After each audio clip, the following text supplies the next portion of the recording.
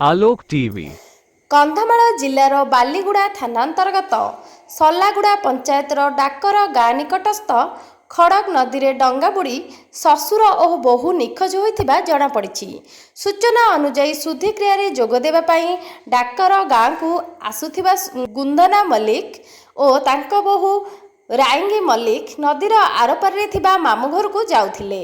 अपराह्न डंगा जोगे फेरुथिबा समय भारसाम्य हराई डंगाटी नदी में बुड़ी जाइथिला। डंगारे थिबा 6 जन को उद्धार करा जाइथिबा बेले गुंदना मल्लिक और रायंगी मल्लिक प्रखर जलस्रोतरे भासी निखोज हो जाइछंती। घटना संपर्क में खबर पाई बालीगुड़ा अग्निशम बाहिनी संध्यारे घटनास्थल में पहुंची निखोज को खोजाखोजी करुथिले।